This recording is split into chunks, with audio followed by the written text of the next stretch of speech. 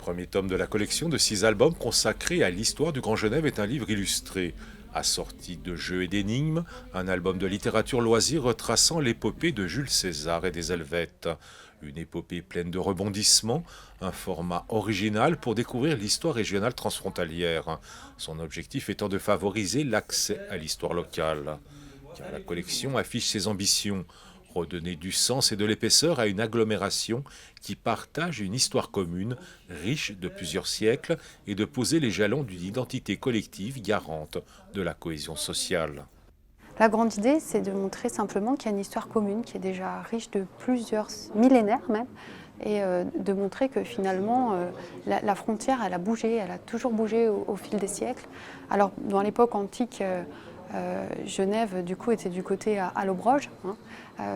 Aujourd'hui, elle est du côté suisse, donc c'est simplement pour montrer la relativité d'une frontière. Je ne sais pas si c'est pour combler un oubli, en tout cas il y a un manque certain.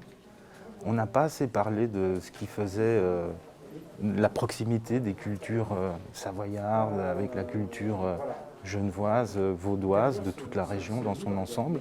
On a plutôt parlé ces derniers temps de ce qui fait nos différences. Il y a eu beaucoup de points d'achoppement, il y a eu des mouvements populistes, la question des frontaliers. On a plutôt été sur des chantiers de division. Et effectivement, il nous paraissait très important de remettre au goût du jour ce qui, au contraire, fait le lien profond qui nous unit au sein de cette même région.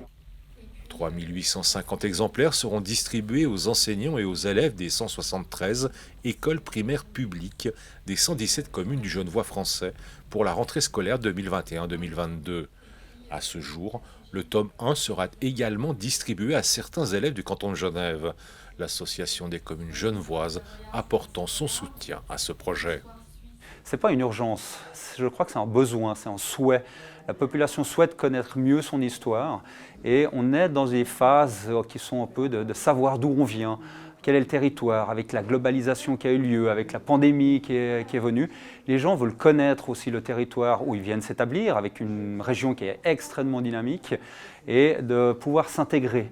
Le second tome intitulé « Des barbares au pays des sapins » remontera le temps pour favoriser l'accès à l'histoire locale, de quoi certainement inspirer les sorties scolaires et familiales.